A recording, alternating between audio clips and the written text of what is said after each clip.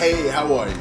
Keith Stevenson here, and I will be your instructor for the Thoughtful Teacher Virtual Academy, our free mini course. In this mini course, we are going to focus on developing healthy relationships. So you're probably asking yourself, who is this Keith Stevenson guy? Well, let me just give you a little bit of my bio. I've been an educator for more than 30 years, okay? I've served as a teacher, an assistant principal. I was a principal for 10 years, and I was even a vice president / superintendent over a network of schools across the country. I founded a number of consulting companies where I work with, where I train school leaders. I provide them with coaching. Also, Blue Ribbon Tutors, we established a tutoring company. And the reason why I'm here today is I am the founder and the executive director of Thoughtful Teacher, which is a company that specializes on classroom management. So, I'll tell you, I spend a lot of time in schools. I talk to a lot of teachers. I talk to a lot of school leaders. And one common thread or common theme that repeatedly surfaces when I talk to educators is the importance of classroom management. Classroom management is the foundation for every effective classroom, every effective teacher. Okay? You simply cannot have an effective classroom if student behaviors and systems are not in place to support student growth, student development, academic achievement, etc.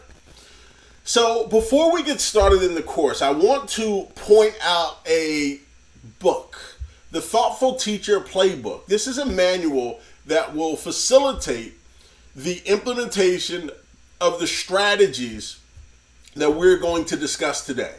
Okay, it's within the portal where you downloaded the course, and please take a look at it, use it. It will help to facilitate the implementation of the strategies that we'll cover in our free mini course. So, I have a question for you. What is more important, developing healthy relationships with parents or students? I want you to think about that. Parents or students? So, it was kind of a trick question because obviously it's both, right? Now, I know you're in some situations. Sometimes parents kind of are getting in the way, or as a teacher, you feel that they're getting in the way. I think it's always important to try to create a healthy relationship with all parents, especially the parents of students who may be perceived as like challenging, okay? It is best. Now, you may not be always successful with it, but it is important that you try, and I want to provide you with strategies today. So, why are healthy relationships with parents important? Number one, it builds healthier student-teacher relationships.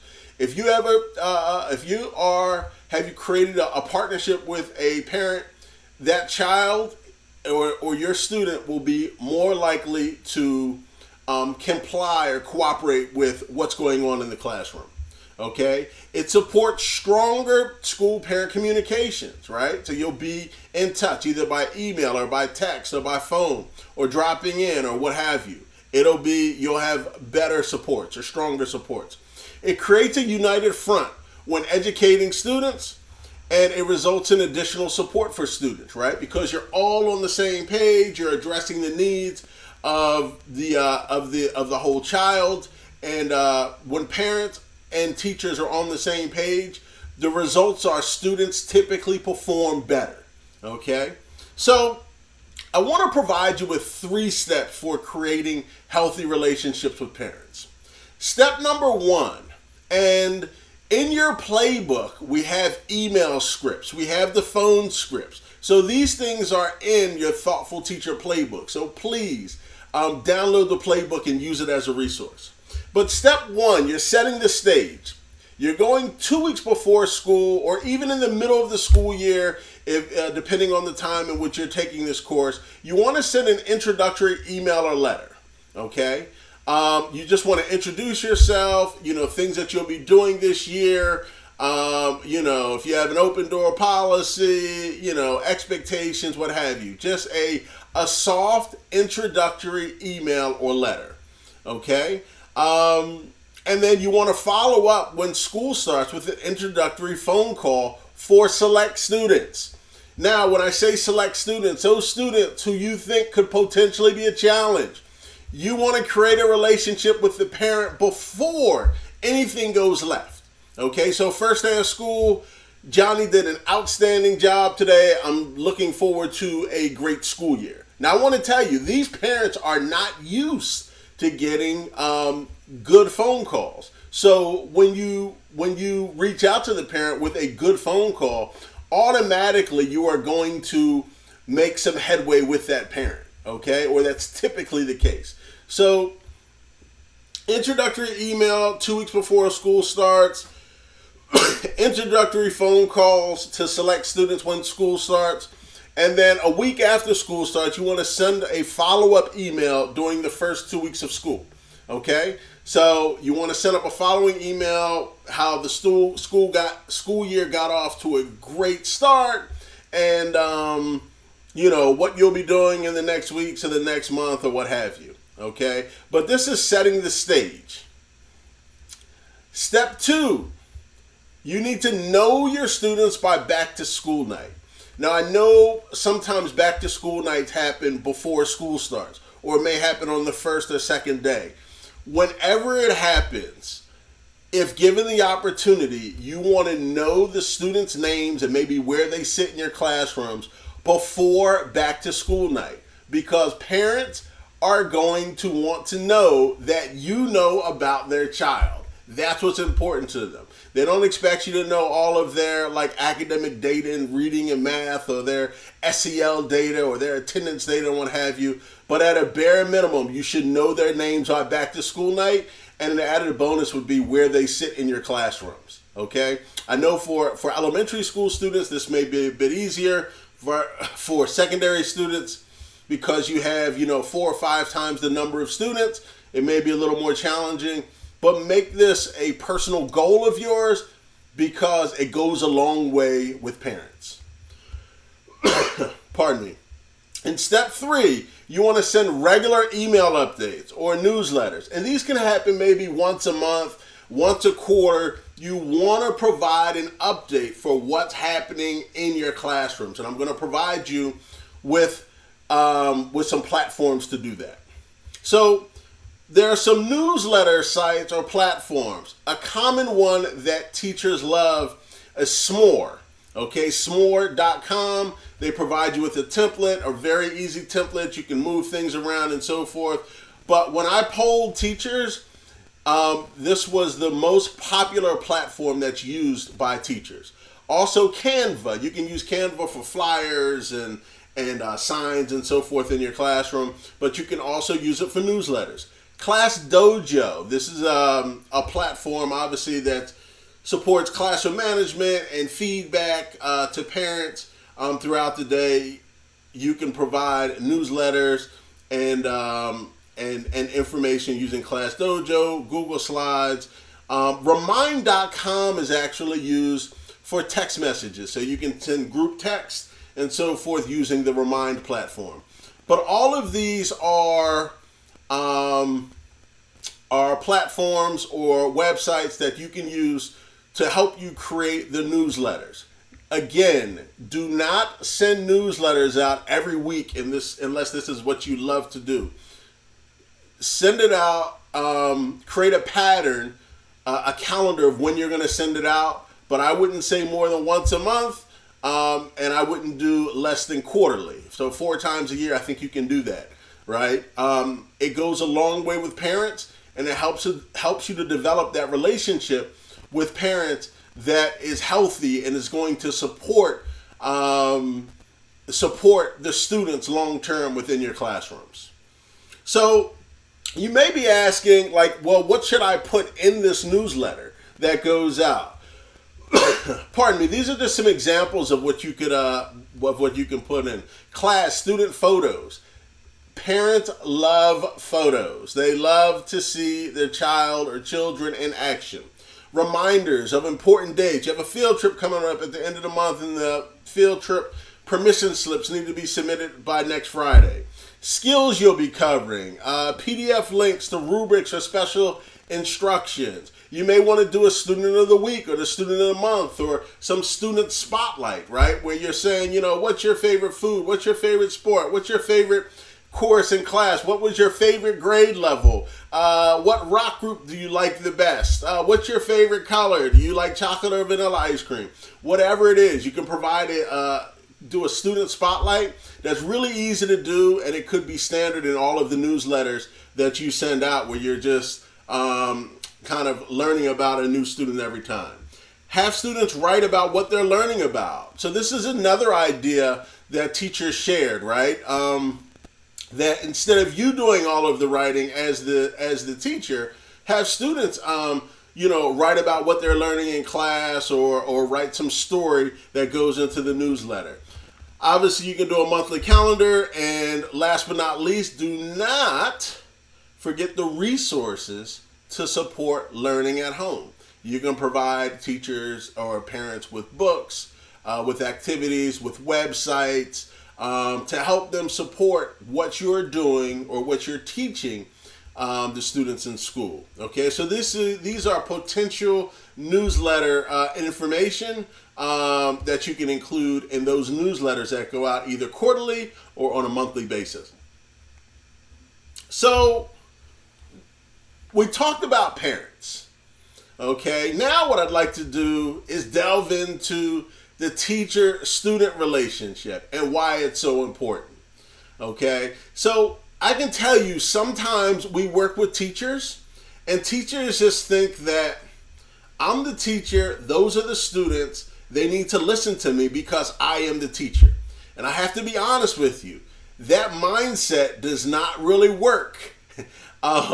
It may have worked 20 or 30 years ago, but in this day and age, it's critically important for teachers to build those meaningful relationships with students. It goes a long way. So why are teacher-student relationships so important? Well, it promotes a healthy student-to-student relationship, right? If you're getting along well with your students, then your students are typically getting along well with each other because you have established an expectation that we are going to get along in this classroom.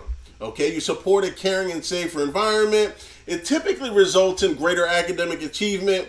It certainly results in more manageable classrooms because you just don't have these acrimonious relationships or these relationships that are filled with all of this friction.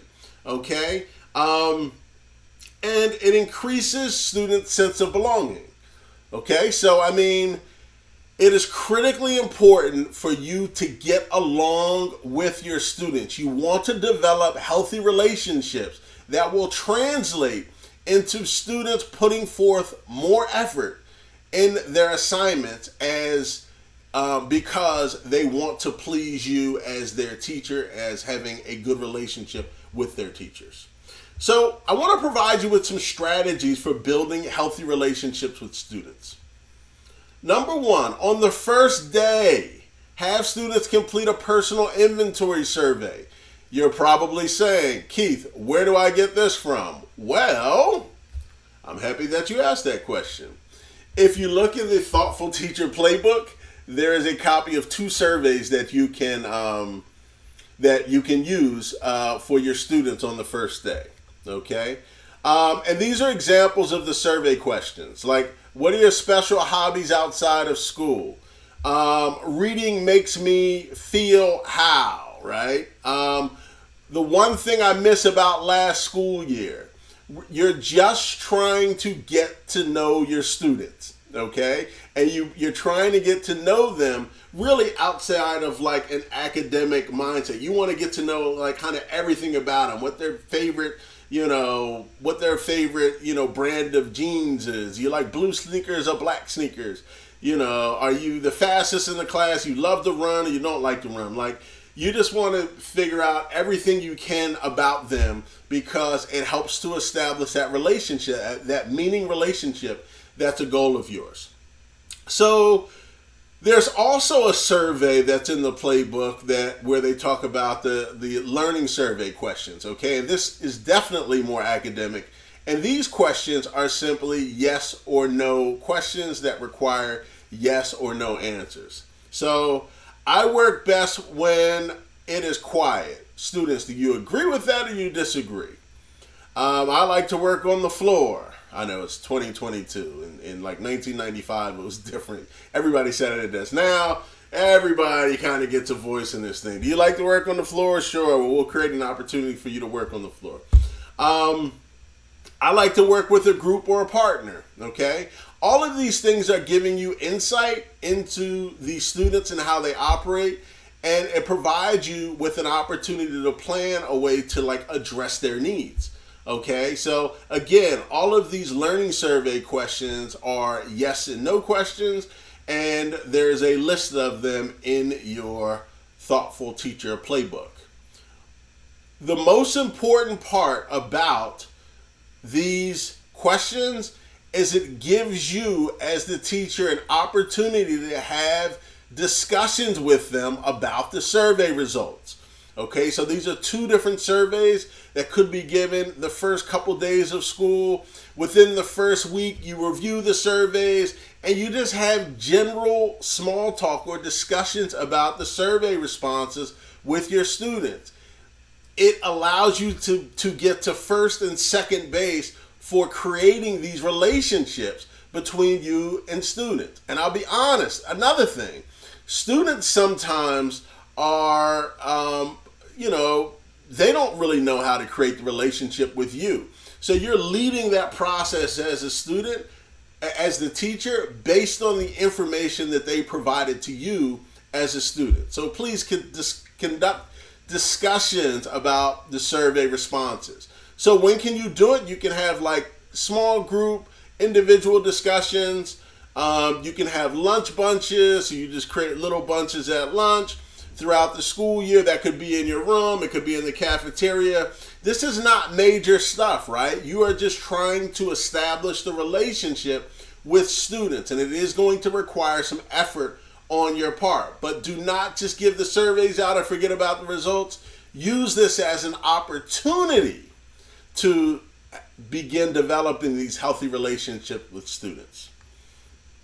So, another opportunity to develop relationships with students is to assign them classroom helpers. And I know you're thinking this is such an elementary school thing, but I have found some roles and responsibilities for older students also, for the secondary students also.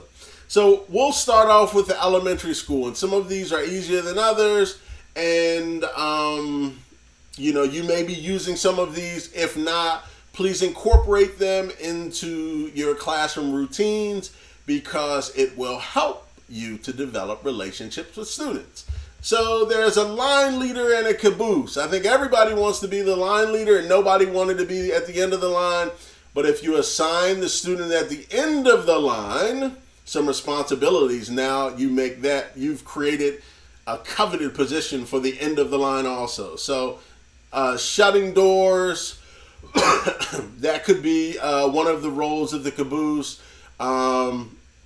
Keeping up, making sure that the line doesn't get too far spread apart. That's also a role of the caboose. You create a bathroom monitor, a light manager for when you need to turn the lights on and off in the classroom, an encourager, somebody whose responsibility is to encourage students who may be struggling.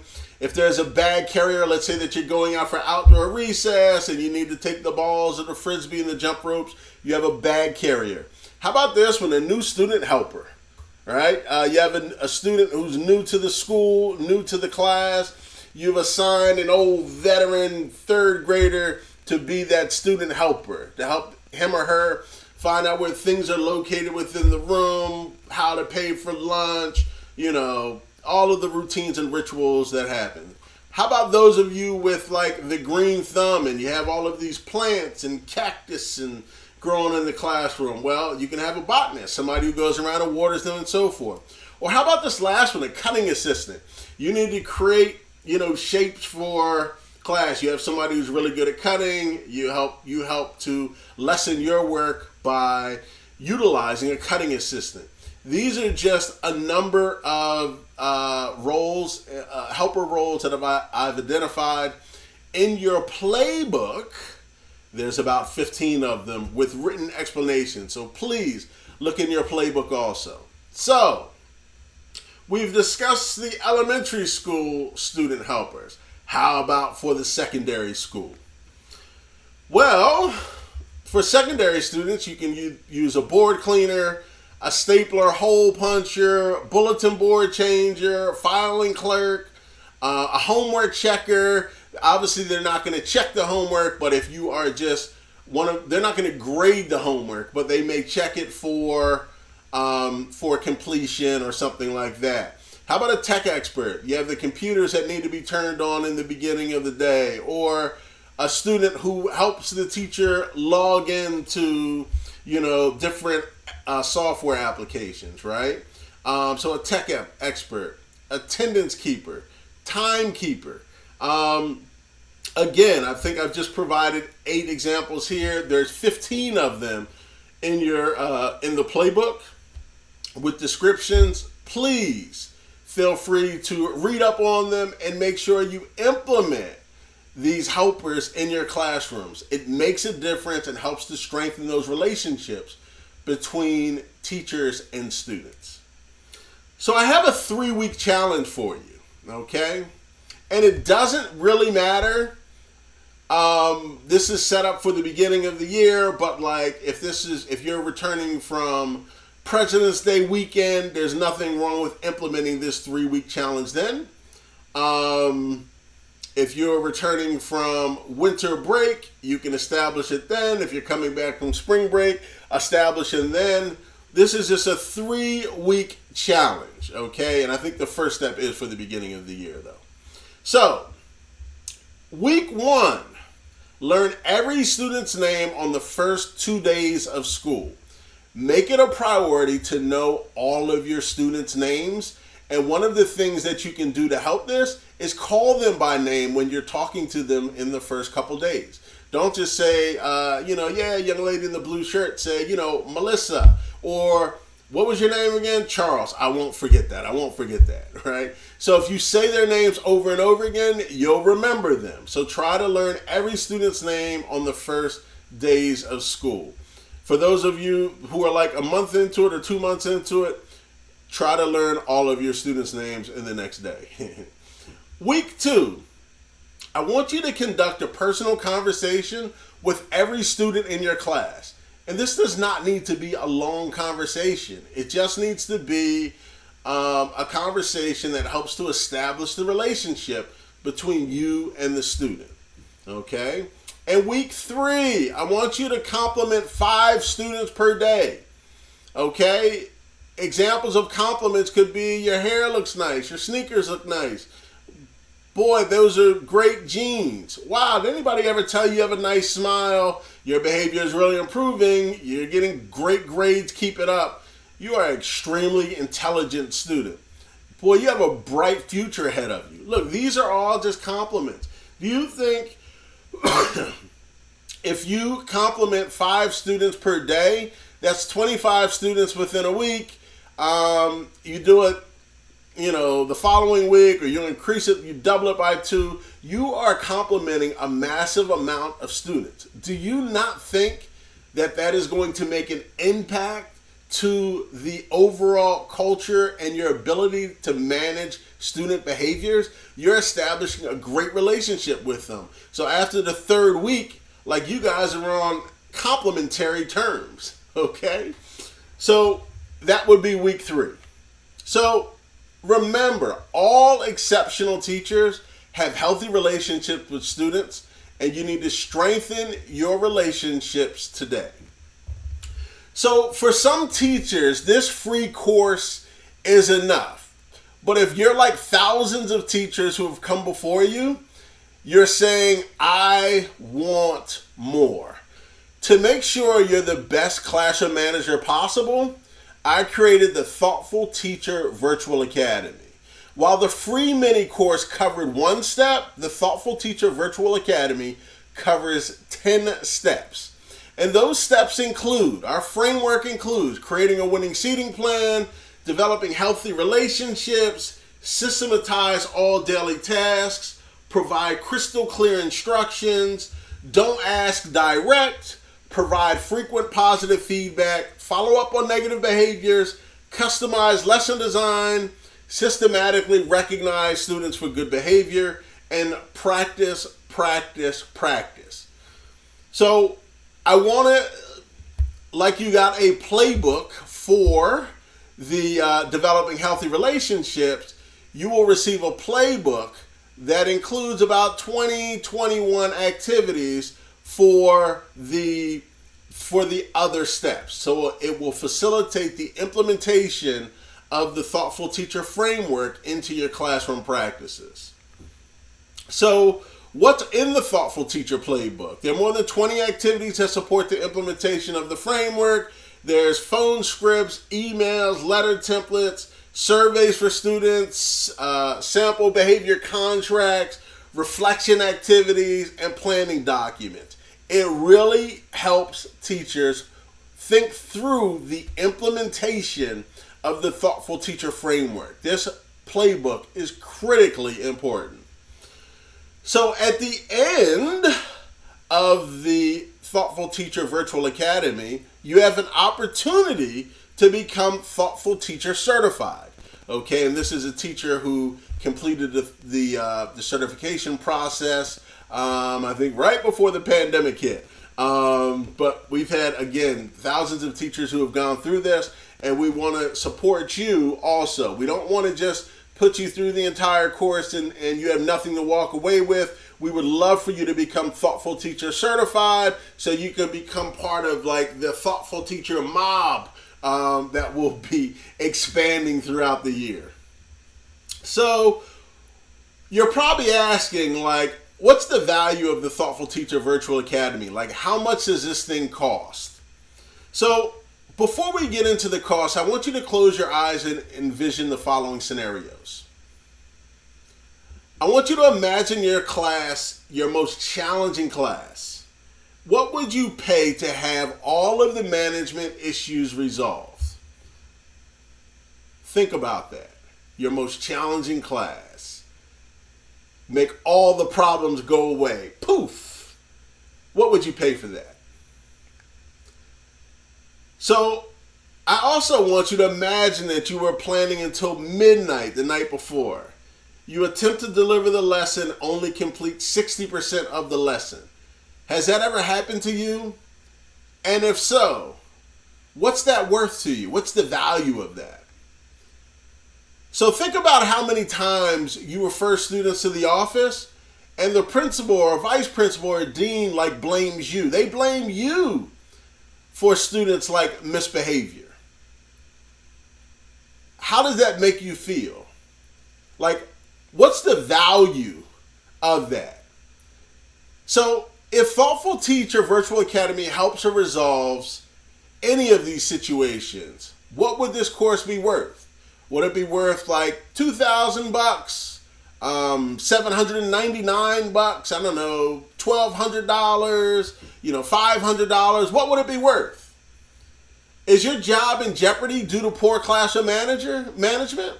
Like, are you really like on the verge of being terminated or let go or not renewed or not promoted to tenure or what have you? Is your job in jeopardy due to poor classroom management? If so, there's actually a value that could be applied to the course, and that could be your salary, right? So if you're making, $50,000 a year and you could lose your job for classroom management, well, this could be a very expensive course for you if you had to pay for it for as much as your salary. So if you're being affected by any of these scenarios presented, Thoughtful Teacher Virtual Academy will certainly help you. To become the best teacher possible, I created two options for the Thoughtful Teacher Virtual Academy. Option one is the Thoughtful Teacher Virtual Academy standard course. Okay, so within this, there's the online course, you get the playbook, you get the Thoughtful Teacher certification, and we'll provide you with documentation that provides you with 15 professional learning units that can be applied towards your certification or recertification. Okay, and that standard course will take you like 3 to 4 weeks to complete. Okay, it'll be dripped to you every week, and there will be obviously videos you will need to watch, and you will need to complete, some required assignments, and it should take you about 10 to 15 hours to complete. But that's our standard course, that our Thoughtful Teacher Virtual Academy standards course, which will take about 3 to 4 weeks to complete. So option 2 is the Thoughtful Teacher Virtual Academy Accelerated course.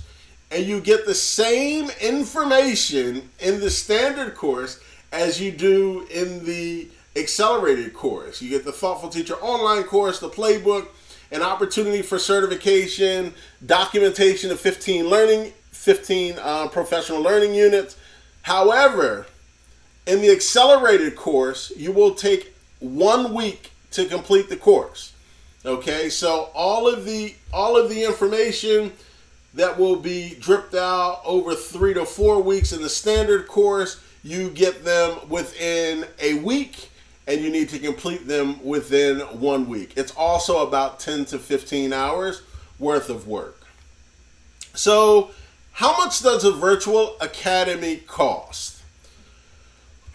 Well, we are charging $299. We want to make this accessible to all teachers. So I'm not going to charge $99, even though the value, I think, is more than that. But yes, we have established a price of $299, and because we wanted to make this accessible to as many teachers as possible.